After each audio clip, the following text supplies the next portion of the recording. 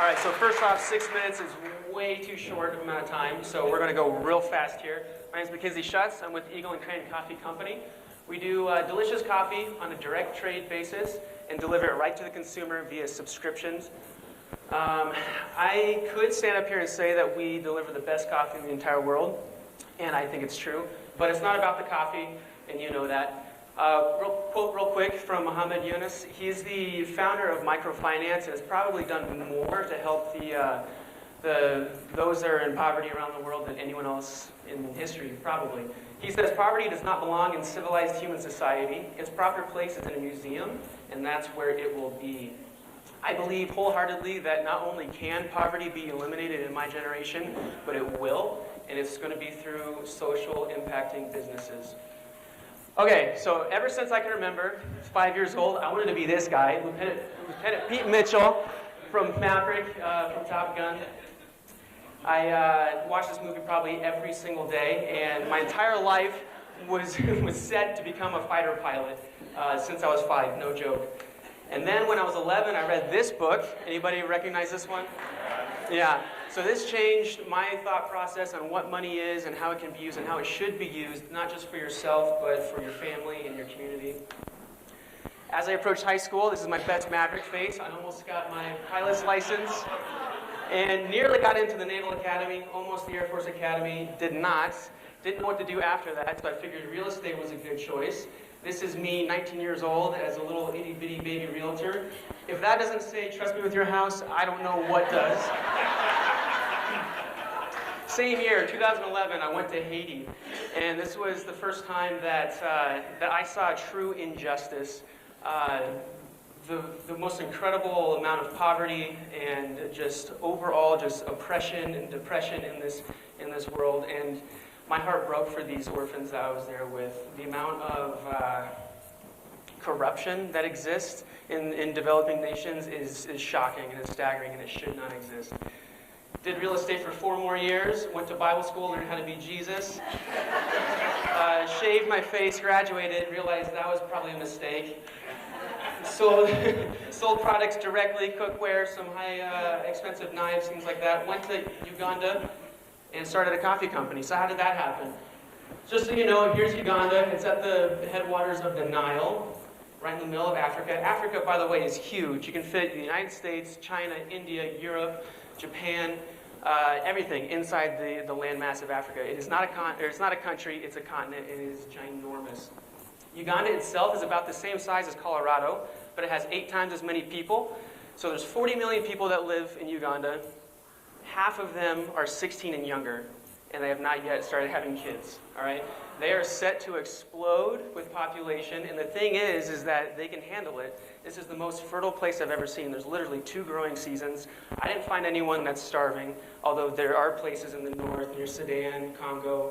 It's surrounded by some pretty sketchy places, but there's an incredible opportunity, guys. There's so many resources, both natural and human, and Africa is going to shock the world in this next generation, and it's either going to be the most amazing thing we've ever seen or the most terrible. So last year I spent a month there. I rented a motorcycle, drove around, put about 1,200 miles on it, went border to border, saw some old friends of mine, met some amazing new people, and what I saw was there's no American dream. There's no hope for a better future. And when you do find it, it's like this shining light in the darkness. And so those are the people that I want to partner with. I want to bring hope. I want to bring an opportunity to help people raise themselves out of poverty, use what they already have, what's right in front of them, their resources that's literally under their feet, and make their lives better and their families and their communities as well. If there was an entrepreneur in every family, there would be no poverty. That's from yours truly. I heard someone say this, but I couldn't find it, so you can quote me if you want. All right, the mission. Nonprofit organizations are the best and the worst thing I've ever seen. They're amazing because they're incredibly selfless, and they have this incredible mission that they're called to wholeheartedly, but they're the worst because they spend 80% of their time fundraising and not doing what they're supposed to do, right? Also, there's been more NGOs in Uganda in the last 30 years than any other country in the world, and there's nothing to show for it except a handout mentality and a dependence on foreign aid. And that should not be. So we want to offer a hand up and partner with people not handouts. This is, on the left is me and a coffee farmer, and my boy Dyson. He's a coffee washer, a processor. That is the most adorable little child you've ever seen. And then down here at the bottom is this group of young fellas. They're in their 20s. They are in a mentorship program in the area that we want to partner with. And they're learning, okay, first off, everyone there, just about everyone has a degree and they're educated, but there's no jobs because the economy is non-existent. So what you have to do is you have to make it for yourself, right? If you can find a job, digging a ditch somewhere, you can get $2 a day in labor, right? That is nothing, even for Africa. These guys are learning how to take a half acre of their family's land, plant onions on it responsibly, sustainably, and effectively, and they're actually making 2 years worth of wages of hard labor in 3 months, and it's incredible. And they're taking it back to their communities and teaching everyone else. It's the most amazing thing I've ever seen. Okay, so why coffee? Real quick, because I have like 30 seconds. One tree in one season makes 1 pound of roasted coffee, and it's about $1. Ah!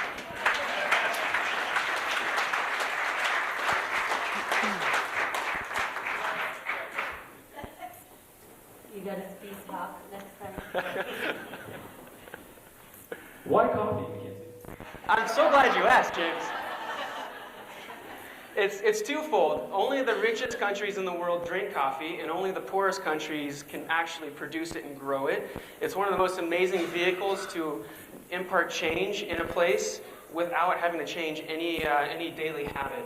And so, if you look at this, the C price is the commodity price. 1 pound of roasted coffee from one tree in one season is $1, and that's unsustainable. That number should scare you right now because this means farmers are cutting down their trees to plant corn so that they can survive. Specialty coffee, going direct trade, direct to the farmer, allows us to pay the value that the coffee is worth based on flavor and what we can actually sell it for. That's $2 and up. That's the difference between cutting your trees down and buying shoes for your kids. And then there's some numbers on why we do subscriptions.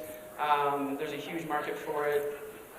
Also, we want to partner with nonprofits locally for fundraising, but that's another talk. All right, end the question.